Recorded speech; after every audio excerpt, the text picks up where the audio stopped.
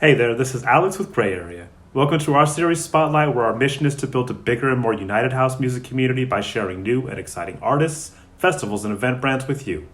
In this interview, you'll hear from LP Giobbi.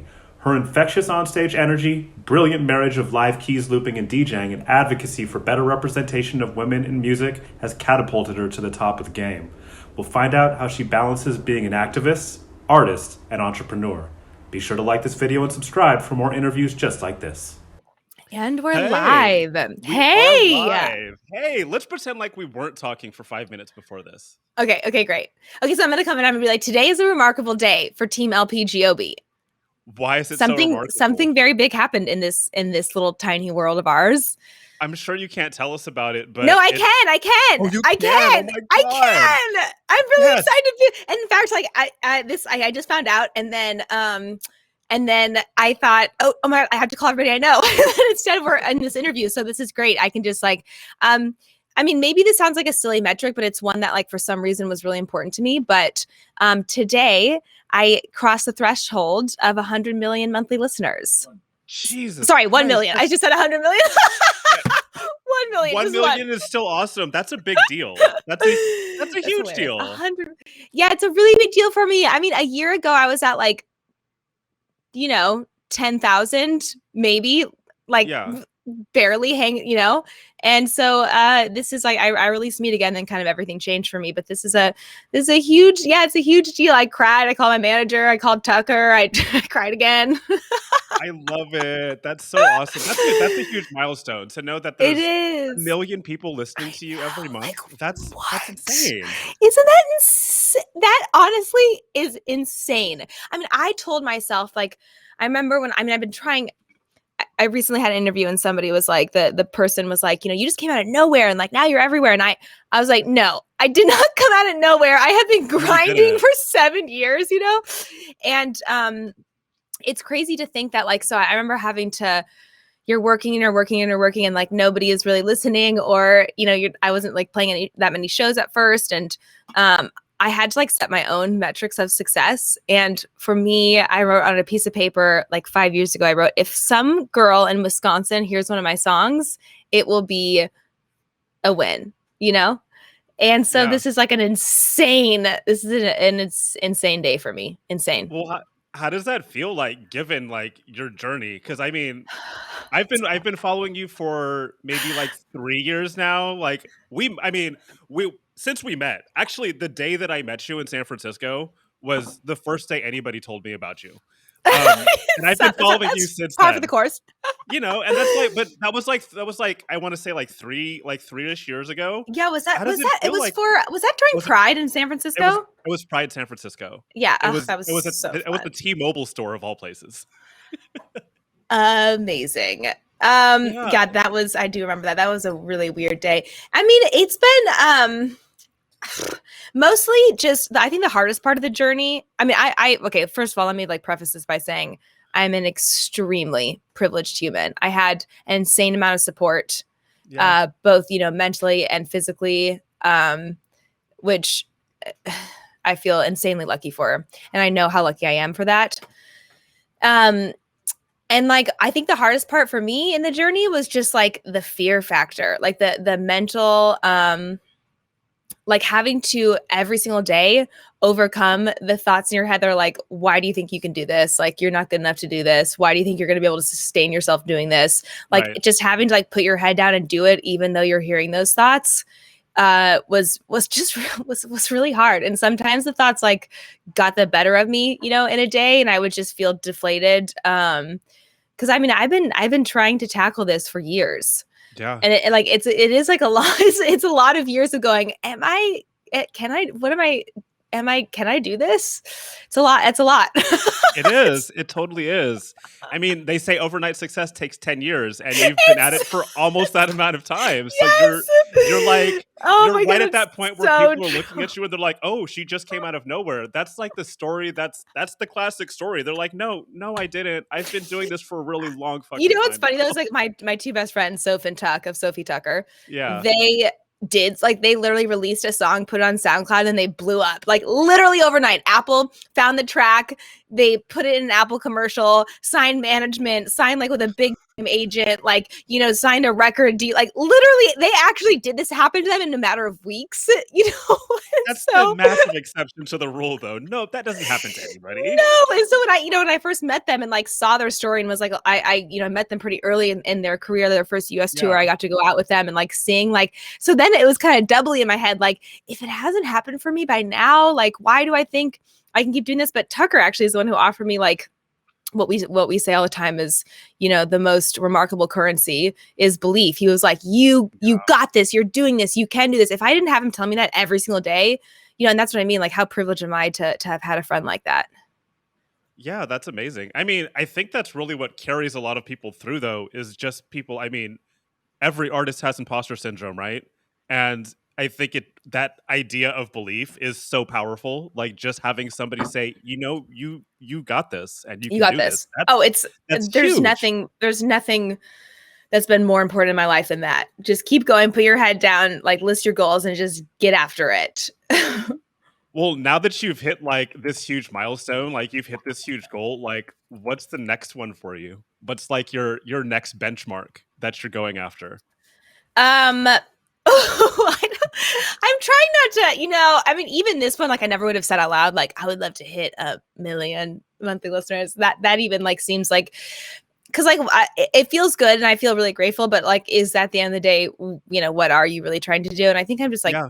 for me, it's really just connecting with as many people as I can. It's crazy that like my job I get to like go to a different city and like meet a different person, like hug a different person and hear their story of how they've interacted with my music. And like those moments are like, you know, honestly, really the most, I know it sounds so cheesy, but those, I mean, that's why you do it. That's why you do it. That's why you do it, though. Yeah. I mean, community is huge to you, right? Yeah. I mean, and you spent like the last year, despite having like a year with no shows, you spent the last year building like an incredible community. That's got to be like hugely Valid. rewarding over the last I'm year. definitely going to cry today. Okay, good. Like, I mean, like, I feel like people like wait their whole lives for something like that, and like you've really built like this amazing community. Like you have, like, not you have don't just have fans, you have like rabid fans. You have like the Freak Fam is like following you to it, like it's huge. Like, how does that The feel Freak to have? Fam is the most, you know, it's so funny. It's like come from, you know, I mean, everybody on the planet who has like even heard my music for a second knows that I come from Deadheads. You know, I talk about that all the Right. time. It's like a huge part of my story. And so I grew up like knowing what a rabid fan base looked like. I mean, the Deadheads, there's truly nothing like them on the planet. You know, No, they right. are so intense and so like here for it and like the whole culture around it. And there's like, you know, the way that they dress and talk, like there's a whole thing to it. And it's just larger than life and it's insane. And so the funny thing is like Soph and Tuck didn't grow up with Deadheads as parents and like whatever. And I remember when this sort of started to bubble and the Freak Fam started bubbling up, I was like, you guys, you're making a Deadhead community. Like like the Freak Fam, you know, maybe smaller right now, they can rival as far as like, you know, being here for the larger thing, like the ethos, not necessarily just the music, but like all the other stuff that goes around with it. And like I tried to explain to them like what this could grow into, you know, seeing Yeah. it firsthand. Anyways, the Freak Fam is fucking amazing. I'm sorry, I don't know if I can cuss, but You can absolutely cuss all you amazing. want. Okay, great. Oh, thank God, because I'm a sailor. And it just, I mean, the first show I played back was in San Francisco. And it Yeah. was still socially distanced. It was kind of the time when like I had been vaccinated. Most people were starting to, but it was still like a little bit kind of scary. I don't know. It was socially distanced outside. And Yeah. I had no idea what to expect. I didn't know if anybody would come. I found out like right before I played that it was sold out. I mean, again, like a smaller show. And I went out there and got behind the decks and it was just Freak Fam. They had flown in from all over the country. And they were like wearing the merch and they were singing songs that were not released, every single lyric to the songs, you know, because they had been watching all the streams. They were holding hands and like crying and hugging each other because it was also the first time they were meeting, you know, a lot of each other for the first time. Yeah. I mean, I had to go. Okay, first of all, it was my first time playing a show with fans. Where like I had a fan. Okay. Yeah. Second of all, it was like my first time playing a show in a year and a half, you know, where I got to play two people. Right. afterwards I had to like run into my hotel room and like take a minute and cry because it was like it was just so wild. It's just remarkable. It's so remarkable to have built that, and it feels like it happened in a year, but you've been doing that for this whole time. Um, like Working on it. over the course of the last year, how did that daily connection like help you push through the Yeah. insane craziness of the pandemic? Because I know that it was Great hard for question. everybody, and you You made know, it look it's easy on screen, but it wasn't. Oh my God, it was so hard. What's so funny is people, I mean, especially members of the Freak Fam who I've gotten to meet now that I've been playing shows again, you know, like a lot, I'm hearing a lot, like, thanks so much for helping me through like the really trying time that was, you know, intense lockdown. And I'm just like, that's crazy to hear to me because I'm like, truly, without you, I would have had no purpose. Like Yeah. my manager called me March, I think it was 8th. I was supposed to get on an airplane on March 9th to go to Florida to meet with Soph and Tuck. And we were going to head to Europe for our European tour and then come back into the US tour. Then I had another European tour with this band called Mute, a techno marching band. Like, Oh, I know hello. Mute. I love them. Yes, I was They're supposed to do a run of awesome. shows with them in Europe. Like, I would have gotten to be on a bus with artists like playing instruments and stuff. I was just like, I can't. I was when that came down, I was. Anyways, my manager calls me and she's like, "Your next 52 shows or whatever it is have been canceled. I think this is gonna last. This could last years." And start streaming. And I was like, I'm a DJ. Literally, my job is to like read a dance floor, play tunes to them, like feel the energy. Also, like that's why it's fun. What do you Right. mean stream?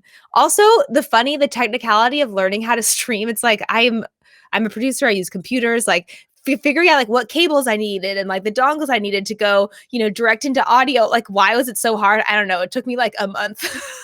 Anyways, and at first I remember thinking like standing on the other side of this tiny web camera is going to be pretty soul sucking, but like I don't know what else to do. I truly have, you know, the other job that I am now back to doing is W Hotel's North American music director, Right. and obviously all of that shut down too. And I remember being like going on a hike, being like, okay, I'm just gonna like take the day and go on a hike and just like sobbing on we were with friends too. And I was just like, I had everybody just crying and like nobody was saying anything because it was like kind of awkward. And I was like, I couldn't, I was just crying because I'm like, what am I doing with my life? You know? Yeah. And so then I started streaming because like truly, what else am I gonna do? And I remember thinking like this is so weird. I can't see anybody. But then it's like it was so weird. As soon as the chat started coming in on Twitch, you know, Yeah. you kind of can feel it. You kind of can feel the people. And like you're playing music that you love, which is already makes you feel alive and happy. Yeah. And it also allowed me to just like get a little bit weirder, like sort of see myself more as like um a one person jam band. You know, I was like I started like making loops with just bass loops or piano loops or drum loops and like kind of putting them over. Like I didn't feel the need to like go play a banger, right? Like Right. there's no actual dance floor. So it's like I got acapellas and I could just like start sort of like jamming more. Like I started rekeying all my tracks. So I knew what key they were in so I could like properly play on the piano. And it just changed the way that I DJ'd, which was really fun. And I could like I could still feel the community. And then also the community like really started like coming together in the Zoom room and like growing. And I mean, it's actually insane to think about this and to look back and be like, whoa, that was like I've never felt more connected maybe in a year where I thought I was not going to be connected at all. It's so odd that happened because I totally felt the same way, and I feel like maybe the lack of, like, being close to each other forced us all to, like, do the things that we had neglected doing before, which was, like, Totally. having conversations with each other or actually connecting with people, like, instead of just staring at our phones while we're out someplace, like, we were like, "I'm not gonna see these people. I need to see people." Like, all of us we're social beings, like, it's Totally. remarkable that we all connected so much over this course of time. I feel like I Yeah, have better friends now. totally. And like Zoom, you know, before like if I was going to take a work call, I would just take a phone call. And then everybody started making Zoom calls and like actually getting to like see the people that I was, you know, working with. Cause even before, like when I was touring, it was, you know, just constantly on phone calls or whatever. But now getting on Zooms actually made me feel like a little bit more connected. And I know that like Zooms, like maybe it got too out of control and like a little bit annoying, but but I really liked it, like to getting to like read what somebody is, you know, saying with their body language and like Yeah. getting to know somebody better that way. Yeah, I felt I felt freaked, almost too connected. There were definitely times where I'm like, okay, I need to like go on a hike and like put my phone down. And I mean, maybe I was horrible at doing that, but I thought I probably need to disconnect here for a minute. I mean, I feel you on that though. I mean, and that's what brings me to my next question. Like, you streamed a lot. And I feel like you at the other time things you were doing, because you were so busy, you were probably on Zoom calls a lot. Like, it's really a lot to manage when you're like a musician, because it's not just what you do in the public facing. There's like 10,000 other things that you have to do behind the scenes. What Oh were my you God, doing when Alex. you weren't doing those things? What's up? I was just okay. It's so crazy you just said that, because so I do morning pages every morning where I wake up and like write 3 pages like stream of consciousness just to get all like the bullshit out of my head. Yeah. And this morning it was about, why are there so many other things to do as an artist other than make art? Like literally I listed out, I was like, I just need to I list out all the things that I do that are not actually making the music. And I was like, how I need to like restructure my days to have more time making the music. And I really struggle with that. And it's like a full-time job not being an artist to be an artist. You're speaking my language right now. I hear you. It's hard. It's so hard. It's But crazy. it's insane. If people really, really, truly understood like all of the things that you do that aren't art, they'd find it really difficult to understand how you even write one song. I interviewed one of my favorite producers recently for Femme House Radio. Her name's Yeah. Tisha, and she was in her studio. And I'm obsessed. I ask everybody this question. I'm like, what does your daily schedule look like? Because I'm constantly trying to like tweak my schedule and figure out like the best use of my time at all minutes of every hour. And so I'm like, what is your schedule? And she's like, well, I'm in the studio Monday through Saturday from 9 a.m. to noon. I take a 1-hour break and then 1 to 7. And she's actually making music this whole time. And I almost started crying out of just sheer jealousy. Like, how in the world does she have that? I was like, wait, what about like, replying to like all the emails and all the questions and, the social media and like, I mean, I need to go look at my list of all the other, like, truly, I'm like, if I can get a few hours in a day, I feel good. Yeah. Yeah. How? She was like, she's like, you just need better boundaries. And like, I have an amazing team who is working tirelessly, and doing a bunch of stuff. And I still feel like, dang, there's so like, they just like evaporate. And also traveling, like really, I'm like, okay, I'm going to travel, but I'm also going to like get on the airplane. I'm going to finish my radio show and then I'm going to like, whatever. And then all of a sudden, like the energy it takes to get from one place to the other evaporates everything else you thought you were going to do. I'm always like, how have I done nothing today but get from one venue to another? Like how, like in the time between, I couldn't have, I don't know. Anyways. Do you feel like you're the kind of person that constantly needs to be like connected to things, or just like, are you like, I'm working on that. I'm working on like, I'm actually the person who constantly feels like I have to always be productive. And what I deem, and what's unfair about that, what I'm trying to do is change what my concept of productive is, what my definition of productive is, because productive is self-care. Productive is like taking a minute just to look out the window and like notice the world around you. Productive is, but like really deep down, I'm like, productive is my to-do list. So yeah, no, I feel that. Do people have to remind you to look up from the to-do list and be like, hey, maybe go outside and take a walk? All the time. And it's like, I keep thinking like, this is the year that I'm going to be better at that. And then I'm never. But here's the thing. Here's the truth though, is that I feel the only time I feel completely present as a human, I hope this doesn't sound so cheesy, but it's true, is when I'm on stage playing music. Then I'm like, I'm not thinking about what I have to do with my to-do list. I'm just thinking about getting to connect with like the people that I can see in the audience and like see their joy, and just like, honestly, it's like, so like that I always push for longer than 1 hour sets, and I'm like, this is all I got. Yeah, I feel that. I totally feel that. I'm gonna be like, I'm behind on emails, I'm and it's for some reason like that's the place where I can be like, okay, this is life, this is where I'm actually living my life. Absolutely. I have 2 places. It's DJing and here when I'm talking to somebody in an interview. Same, yes. That's it. Like if I know I have to do it. Like I'm like, I have to focus on this, and then everything falls away. How are you like finding time to do those things outside of like DJing? Like how are you pushing yourself to do that? Because I do a more, so when I'm in Austin, this is where I live, I do there's a lake right next to my house, and it's like a 4-mile loop. It takes me like about an hour to walk it in the morning. And I try to the Yeah. first thing in the morning, I do my morning pages, and then I go and walk around this lake. And it's like, and then I go to like the smoothie shop next at the end of the loop. But it's actually a really sweet, That's a beautiful cute walk. routine. Yeah, it makes me feel really good. And I mean, but this morning, okay, so it's like granted, like I'm literally just walking, I'm not running anything. And it's like 100 and what is it here?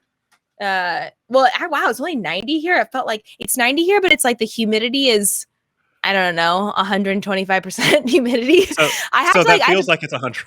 That's it felt like 115. I had to like pull over at one point and like just like take a breath. And I'm like, geez, I'm just walking, you know?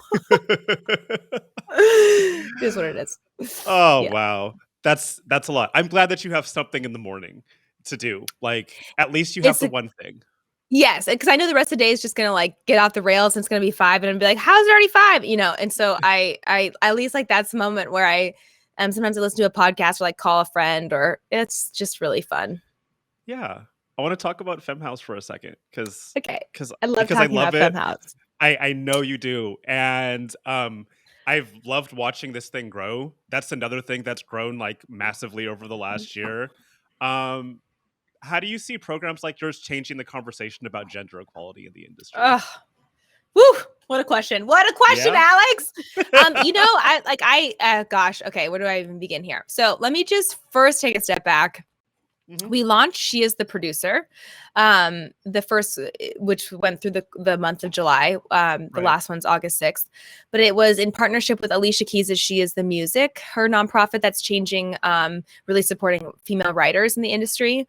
Yeah. And also Emily Lazar's We Are Moving the Needle. And, you know, Emily is like one of the very few successful engineers, won a grant, like I think one of the only women maybe to win a Grammy for engineering.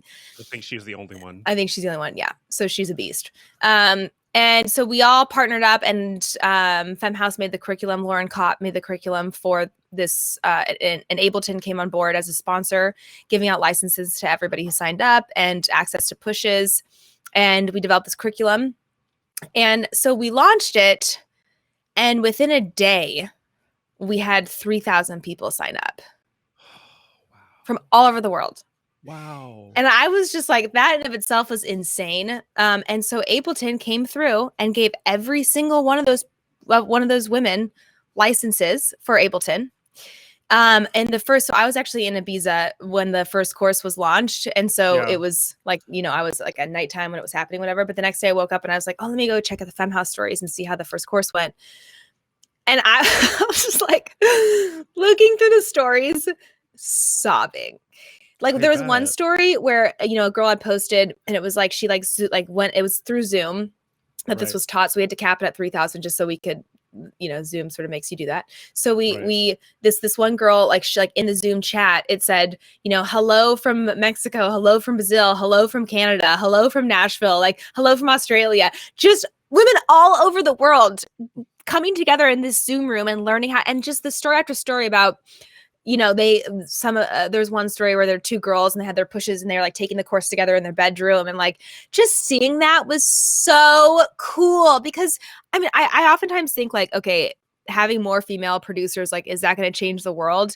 And maybe that in and of itself isn't, but what it does is it makes like, when you see yourself in a role you didn't think you could be in before, it changes like your general concept of yourself. Like I played Diplo's High Ground Party last Friday, and afterwards a girl, as I was leaving, ran up to me and she was like, seeing you up there made me think I could do anything.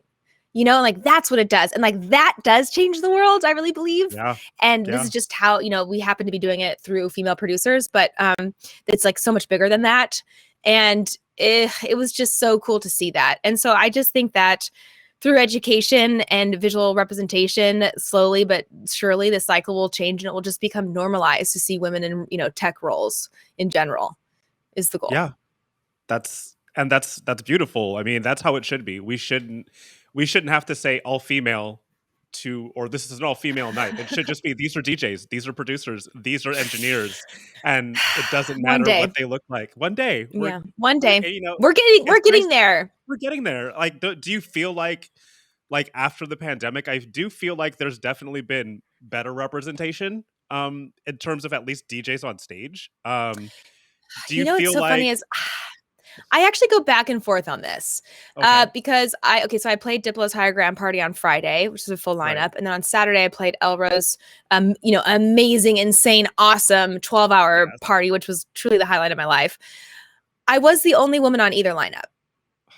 And Yeah, I was at like we had Steph LaFera, who's my agent and is like, I would follow her off a cliff. She's like one of the most beast women in this industry. And she hosted Women in Dance and like brought together all like the very powerful women in dance. And it seems to be like, there's a lot of change happening. I see a lot of women producing music, getting in there doing. I mean, Femme House is showing that left and right. I'm getting a lot of demos, amazing demos from female artists. But it seems like the stages aren't quite changing as quickly. And I'm not sure, I think it is definitely like a feedback loop. Like there's a lot of like copy paste to lineups, like you see, yes. you get in the lineup, right? And then you start like making success because you've been playing these shows and gaining these fans. And so then of course you're going to be booked for like the other thing. And it's hard to get in there to prove that. Yeah. And to start gaining the fans so that you can then be booked on the future things. So it's like this feedback cycle that still needs to be broken. And my take on that is, I understand that as a promoter, you need to book acts that will sell tickets. Like this is your livelihood. I totally respect that and get that. That being said, mostly only the headliners are actually selling the tickets. That means that there's usually an entire lineup of, 40 other acts, whatever, below the headliners that, undercard people doesn't are matter. excited to see, but maybe they're not going to actually sell the ticket. So like, Yeah. be aware and make sure that area is diverse, because then Yeah. once they're in the system, somebody goes to see the headliner, they see this new artist, they're like, whoa, they're very impressed, they start following them, then they do go buy a ticket. Like that's how that starts. So I just think that the bookers and the agents just need to be slightly more conscious on how diverse that bottom half looks. Yeah, no, absolutely. I feel like oftentimes if you have 3 strong headliners, even for a smaller show, the undercard doesn't matter because people are Mm-mm. going to come out for the headliners. Yep. And as long as you Like can get and so then like you use that as an opportunity to like make the undercard interesting. Yeah, I love discovering new people. That's Totally. I love it.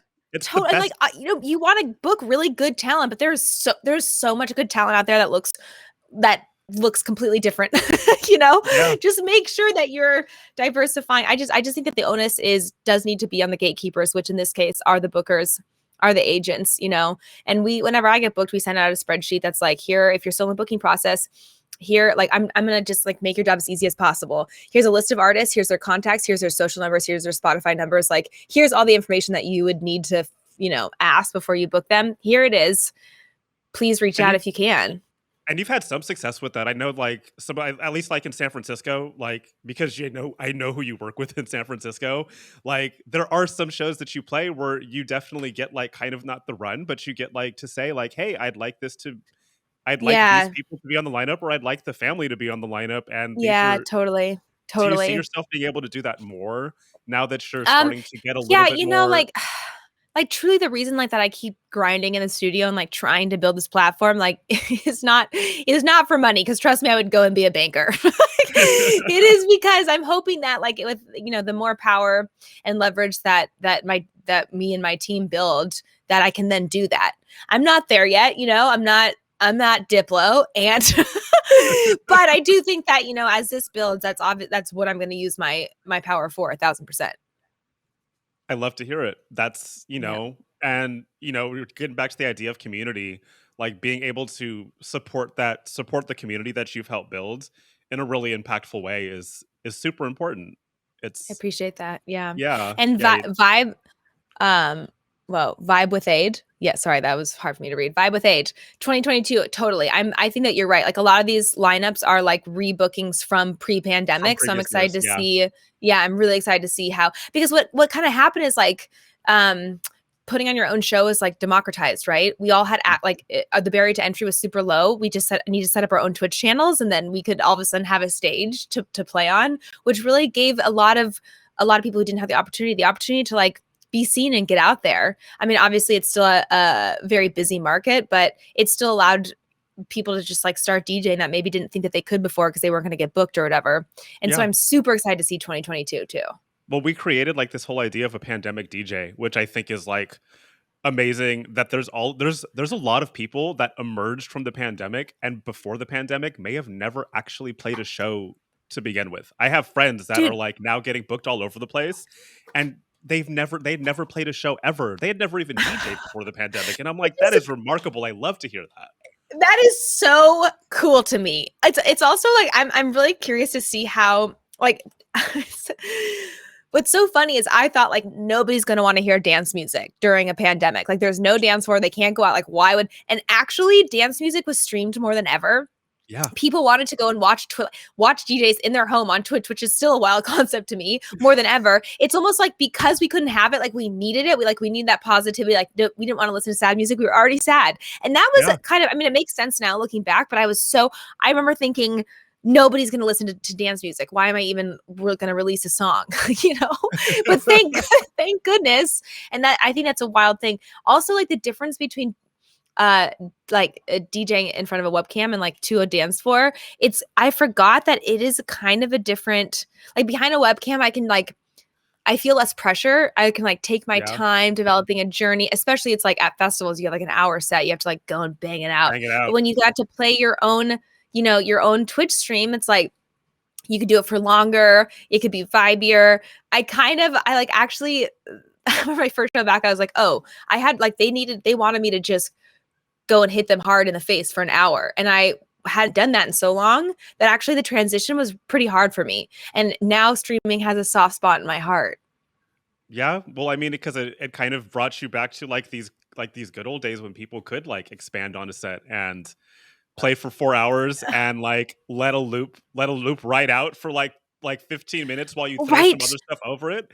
That's right. Really, and then which like actually makes like when it finally does drop, it's like so much more euphoric because you've been doing it for 15 minutes. We don't get to do that now. I mean, at certain, at certain sets, at the festivals for sure, like multi-lineup acts, you're like, yeah, it is challenging. It's actually so much harder to play an hour set than it is to play a 3 to 4 hour set. So much harder. Yeah, there's actually things that I figured out during the pandemic. And I'm like, I want to recreate this live. And I'm like, oh, I just don't have the time. Like, I'm like 45 minutes in. I'm like, oh, shit. I didn't play everything that I wanted to. I could have done so much more. You have 15 more minutes. Oh my gosh, the amount of times I've looked down at my watch and been like, 15 minutes! I haven't played anything! I had this one Jimi Hendrix guitar, like just guitar loop, or not loop, but just like I have his stem to a few of his tracks. I don't know how I got my hands on that, but I did. And like they're like 15 minutes long, and I love to just like put a beat on and like drop it over, but like I've tried it now a few times at like in-person shows, and I'm like, this isn't working out. But I'm gonna keep trying. Damn it! Keep trying. Damn it! You know what? At some point, people are gonna figure out and be like, "This is fucking awesome." Somebody's gonna be like, "Let's go." It's gonna be me in the back of the room. Yeah, I hope you gotta come to the next show. At least just like when you hear it.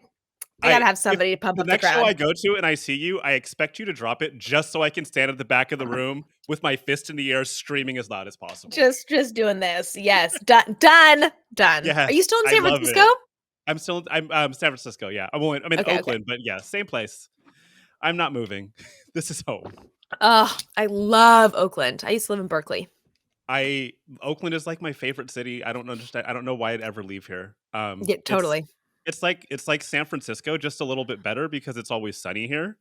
Way better. And it's not as loud. Yeah. I love that. So there's like a couple of things I want to touch on. Okay. The first one is like how you learn to DJ, because as a DJ, it's fascinating that you learned how to DJ like on stage in front of people. Like all the mistakes that I got to make in my bedroom or in front of four people at some literally underground club that's under the ground, you made in front of people. Like, but you know what? That is like I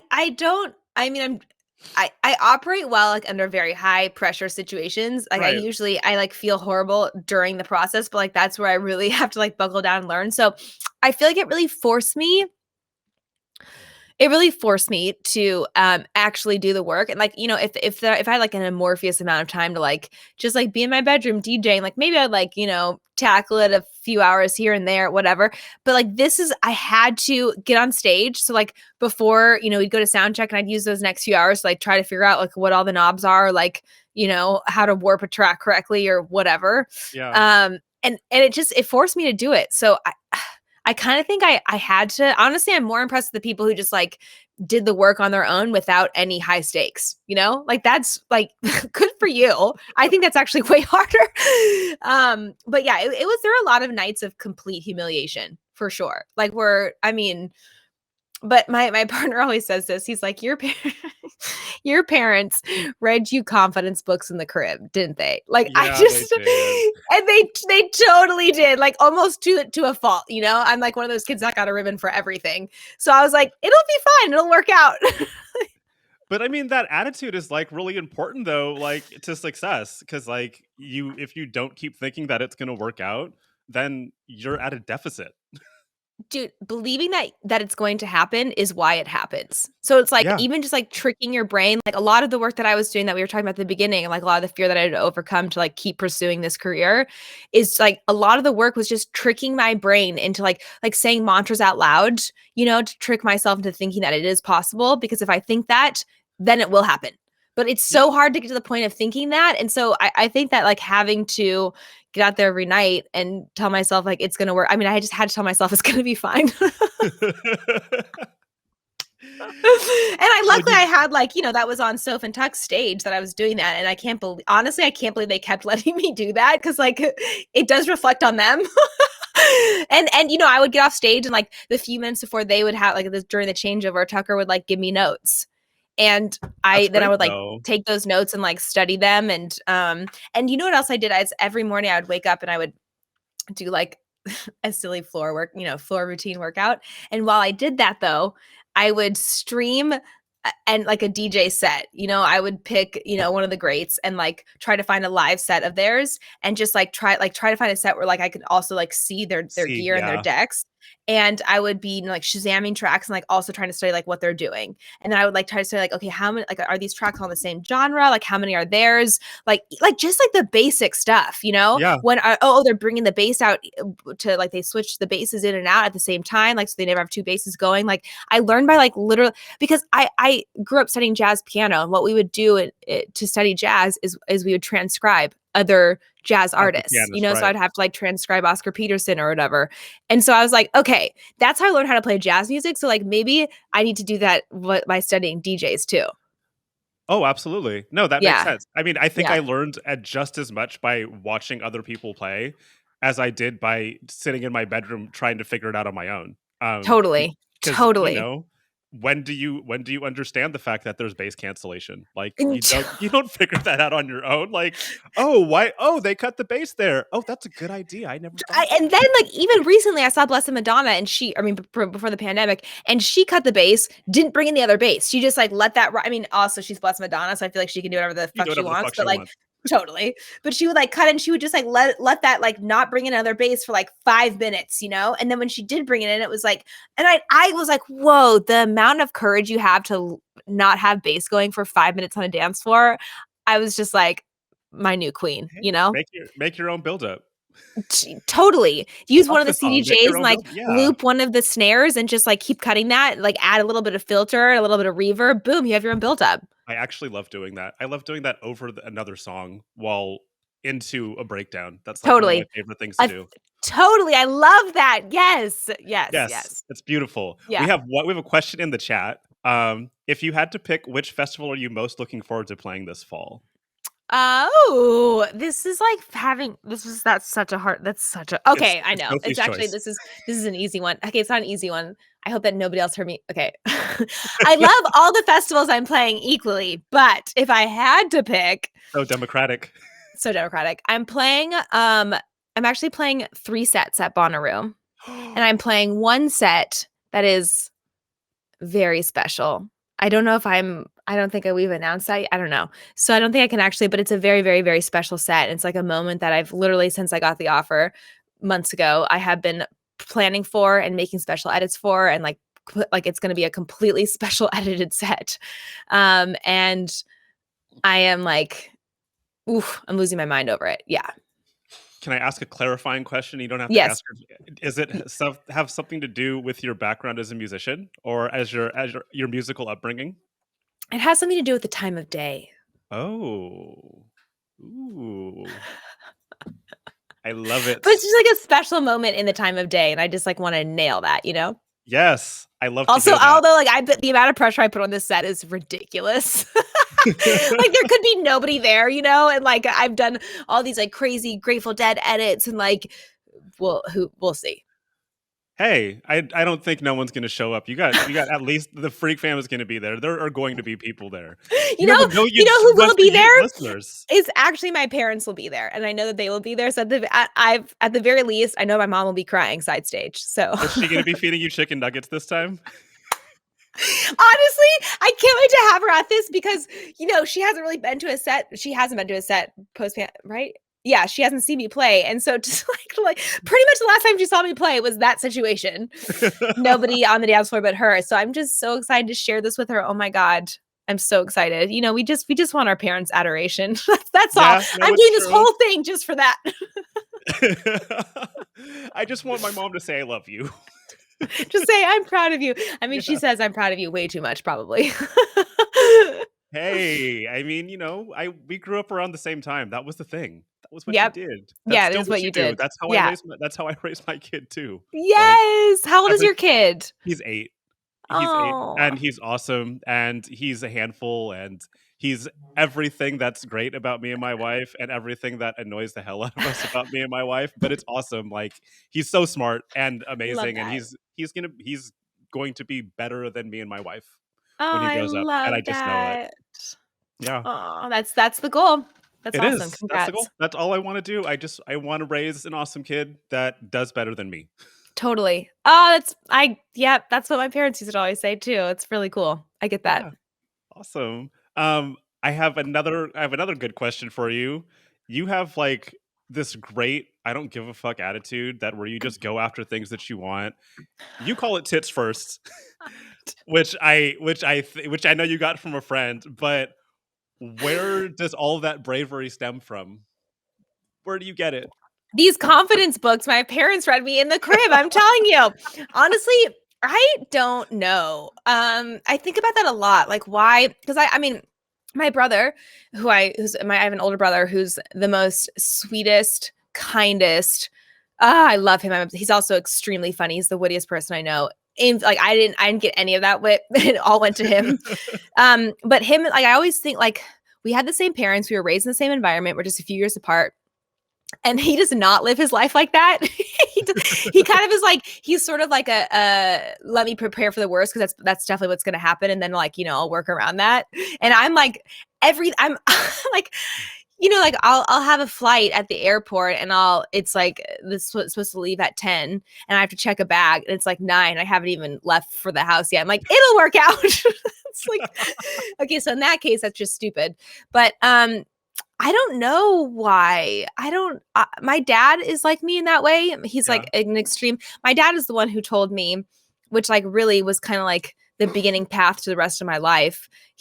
My first job out of college was working for Another Planet Entertainment in the Bay Area. And I'm sure you've gone to a ton of their shows. I definitely have. Definitely. And I was reading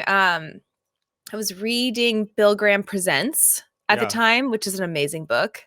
And it was like the first book I had read in a long time that like got me like excited, my blood boiling, and like what is like I didn't know what a promoter was until I read that. And he's the promoter that kind of like found the Grateful Dead and like gave them their first stages. And so like there's a lot of history, you know, in my world to that. And I was really connected to that. And I found out that Greg Perloff, who took over for Bill Graham, started his own company and that company was down the street from my apartment in Berkeley. And I thought, well, this is the universe, right? And I was telling my dad this and I was like, I'm just like so excited about this. Like, I can't believe it's right down the street. Like, oh, I wish I could work for them. Like how, like that. I feel like this should be my first job. And my dad was like, okay, you should write a letter as to why you should be hired. You should go down there and pretend like you have a meeting with Greg Perloff, who's the owner of the company. And I was like I kind of laughed and he's like, why not? And I was like, you know what? You're right. Why not? So I did that. I went down there and I pretended like I had a meeting, and they believed me when I rang the buzzer because I sounded so confident. And so they let me in, and they saw that I was a 20-year-old girl, and they were like, what is she doing in here? I'm sorry, he's busy. And at that same moment, he luckily happened to walk out of his office. So I just walked over to him and I was like, you should hire me. And here's why. Here's a letter in case you kick me out right now. And he read the letter on the spot and hired me. And I guess like looking back now, I'm like, that's insanity. But the fact that my grown father was like, I remember him telling me, listen, golden handcuffs are a thing. Like, I have a family, like I have to support, and it's beautiful. That's why they're golden. I love that. But, like, you right now can take chances and like make leaps. And like, what's the worst thing that can happen? They laugh you out of the office, whatever. So what? You just move on. You can do just move on. Totally. Yeah. And like, how lucky am I to have a dad that told me that? Because that is where I started working for this company. And then I discovered a ton of music. I learned what the music industry is. I met my partner through because they sent me to South by Southwest. My partner was like, move down to LA. I'll support you as you pursue being an artist. I mean, like, everything after that, you know, is kind of because of that. That's so great. I mean, it's so great to have like that kind of family support. Like, that's, that kind of support where they give you that advice that you're not going to really get anywhere else. Cause like, why not? Why not take a chance if you can? Truly, why not? And I thank goodness I didn't think that was insane. It's so funny how insane I think that is now. But I appreciated that, that like he normalized it. It didn't seem that weird to me because my dad thought it wasn't that weird, Thank goodness. Yeah. And I feel like you keep doing it though. Like, which is remarkable and like super brave. And I gotta like give you props for that. Well, there are definitely days that I've gone out on stage and I'm playing my set and I'm like being me. And I look out in the audience and I see people who fucking hate it. I always see people at shows who are like standing there like, this girl's way too happy. She's bugging the shit out of me. Like, I can tell. And I have to just like, they're not for me, and figure out how to like move on from that. And I think I've had a bit of practice at this point.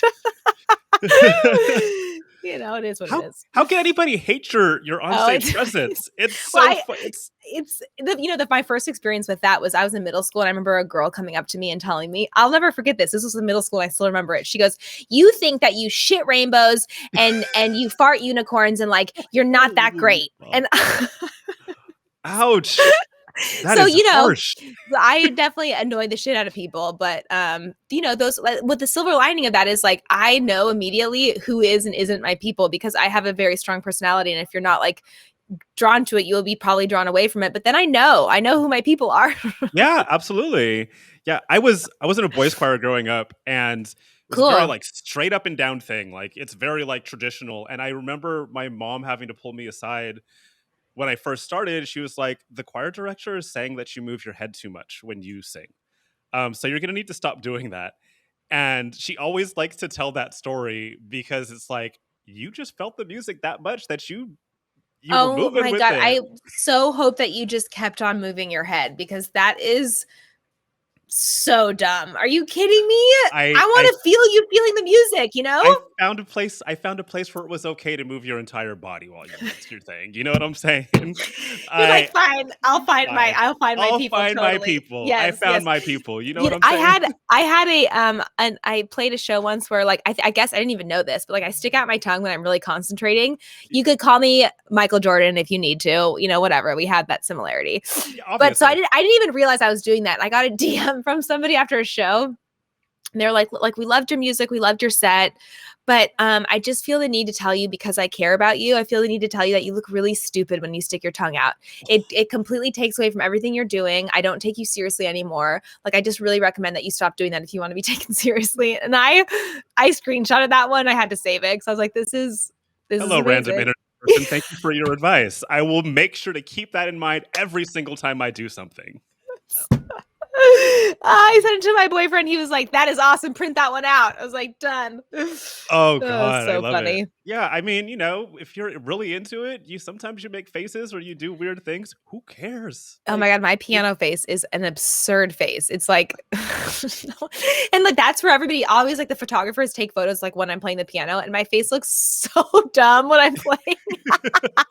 So you should see some of the photos I gotten back are just like completely not usable. It's hilarious. I love I it. feel it. I have some bad DJ faces. Like they'll catch The me in stank. You do this the stank one. face? Oh yeah, the Oh stank my face. God, the It's stank face is like I can't help it, especially with certain tracks. I just like can't help it. yes, yes. And then like my head goes back, and then there's like extra chins and stuff. I'm like, nah, you can't use that one, man. No. Be kind to me. Yeah, right. Amazing. So we're getting close to the end, and I have like two more questions for you, and I'm having so Yeah. much fun. I wish it could go on forever. Um, Same. but you're like among the few people in dance music that can be considered an activist. It's like special in our scene, even though we come from a place where dance music is activism. Mhm. But what place do you think activism has in dance music today? I mean, as you noted, dance music comes from queer Black people. Like Yeah, that's the history of it. And for that is. some reason, it has gone, especially in the United States, more so, it's gone completely to it's now dominated by white cis men. And Yeah, it's kind of wild how that has happened. I mean, I think that anything that is cool and awesome usually gets appropriated by the mainstream, yeah, which is to draw inspiration from and to learn from, like awesome. But if we're not calling out where it comes from and paying respect and homage to and pointing that out, I think that's where the problem is, and it's just straight up stealing. yeah, So I think that like I think that what we do and what we make, we have to continually call back to the roots of it, and to the people whose literally backs it was built on. yeah, So I think that like dance music, it is activism, like you said. Like that is, it's not even like finding space for it. I think that this is the culture that built it. I mean, we all need to lift up that culture in general. I think yeah, that the coolest thing that happened this year in the pandemic is the Black Lives Matter movement.